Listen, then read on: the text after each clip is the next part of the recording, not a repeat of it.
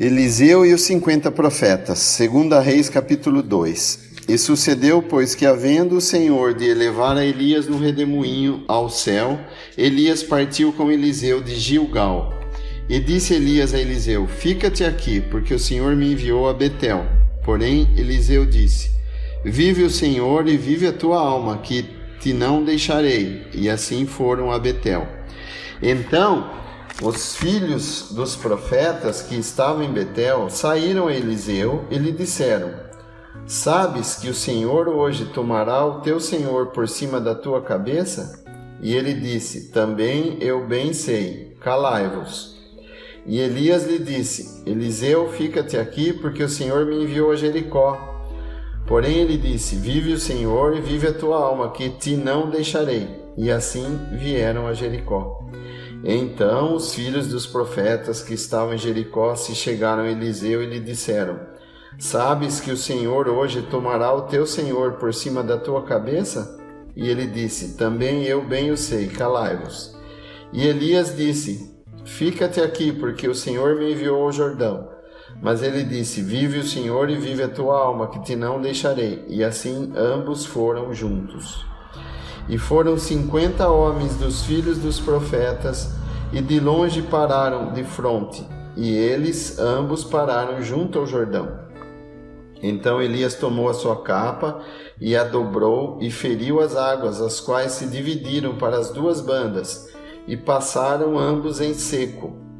E sucedeu, pois, que havendo eles passado, Elias disse a Eliseu: pede-me o que queres que te faça, antes que seja tomado de ti.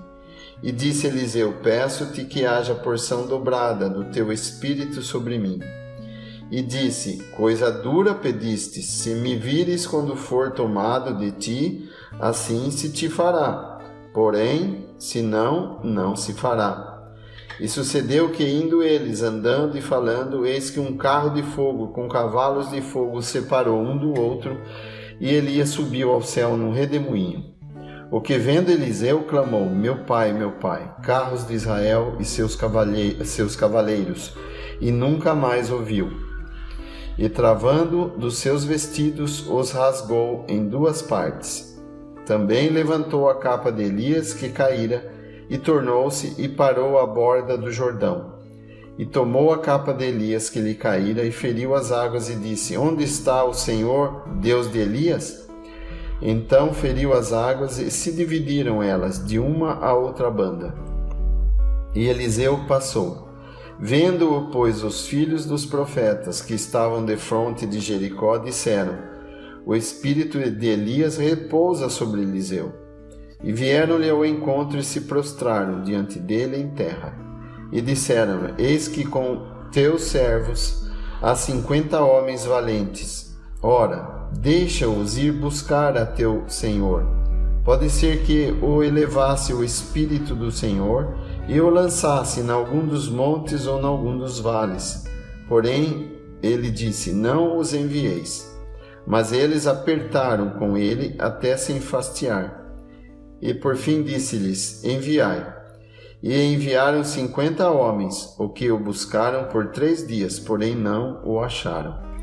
Então voltaram para ele, tendo ele ficado em Jericó, e disse-lhes: eu não vos disse que não fosseis?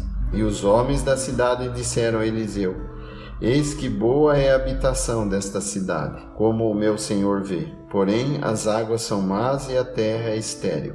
E ele disse: trazei-me uma salva, uma bandeja nova, e ponde nela sal. E lá trouxeram.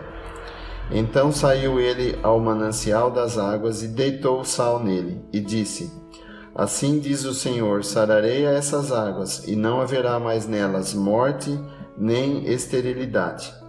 Ficaram, pois, sãs aquelas águas até o dia de hoje, conforme a palavra que Eliseu tinha dito. E então subiu dali a Betel, e subindo ele pelo caminho, uns moços pequenos saíram da cidade e zombavam dele, e diziam-lhe: sobe, calvo, sobe, calvo. E virando-se ele para trás os viu e os amaldiçoou no nome do Senhor. Então 2 ursas saíram do bosque e despedaçaram deles 42 meninos. e foi-se dali para o Monte Carmelo e dali voltou para Samaria. Depois de Eliseu ter ferido as águas do Jordão com o manto de Elias, em demonstração de poder, imediatamente se defrontou com a incredulidade dos filhos dos profetas, que questionaram que Elias foi elevado aos céus. Estes até seguiram, ou melhor dizendo, sugeriram que ele poderia ter sido lançado no deserto. Havia 50 deles, exatamente o mesmo número daqueles que encontraram a Elias e lhe falaram sobre esse evento anteriormente. 50 é o número que nos faz lembrar da presente dispensação, entre parênteses, Pentecostes. Nós aprendemos com ele que apenas o conhecimento da verdade não é suficiente. Nós devemos de acreditar, mas também andar conforme a verdade. Eliseu não necessitava que ninguém o convencesse para onde Elias teria ido. Vemos uma conexão disso no livro de Atos, onde Estevão, sendo o primeiro mártir cristão, acreditou em Deus e viu Jesus no céu.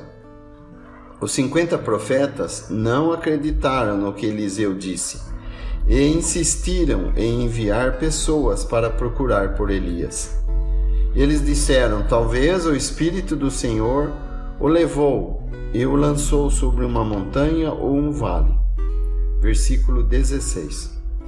Eles são como aqueles que hoje em dia veem o Senhor Jesus como apenas um homem. Mas o cristianismo trata sobre um homem no céu. Hebreus 2, versículo 9. Eliseu fica então em Jericó, a cidade que fora reedificada, apesar de ter sido amaldiçoada. Portanto, Eliseu inicia o seu ministério, onde os homens são encontrados sob maldição. Jericó, portanto, representa esse mundo no qual o homem reconstrói sobre a maldição, ao invés de olhar para a cidade celestial, como fez Abraão. A cura das águas de Jericó é o primeiro exemplo do resultado do novo nascimento, pois permite ao cristão manter sua vida santificada nesse mundo, apesar da maldição do pecado. O remédio era colocar sal numa bandeja nova e jogar o sal na água. A bandeja nova é uma figura da nova natureza e o sal é o que preserva o sabor dos alimentos.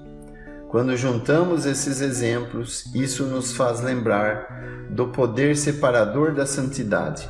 O novo nascimento e a nova vida no cristão dão a habilidade de beber dos poços naturais em santidade, sem se contaminar e ficar infrutífero.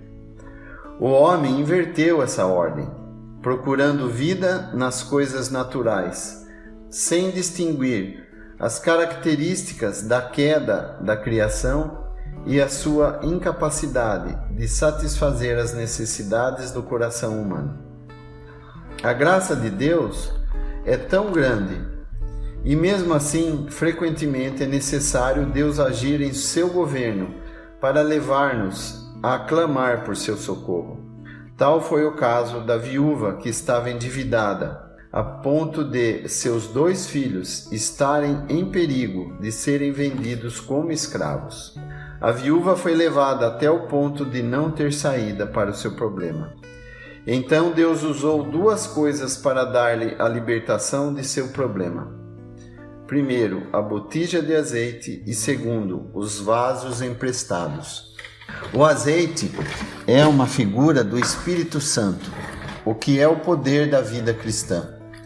E os vasos emprestados representam nossos corpos e as coisas temporárias dessa vida que nos são, por assim dizer, emprestadas por Deus, até que o Senhor venha nos buscar, ou dormimos no Senhor.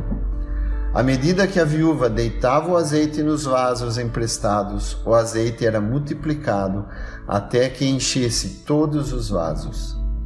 E isso é um belo exemplo do Espírito de Deus que nos provê de todas as nossas necessidades. A viúva, através disso, foi capaz de pagar o seu devedor e livrar seus 2 filhos da escravidão, e ainda viver do que sobrou. Deus, portanto, deu o suprimento na medida certa, mas lembre-se que o limite da bênção foi dado pela viúva através dos vasos emprestados, e não por Deus, pois quando não havia mais vasos, o óleo parou. 2 Coríntios 4, 16 a 18, Douglas Buchanan.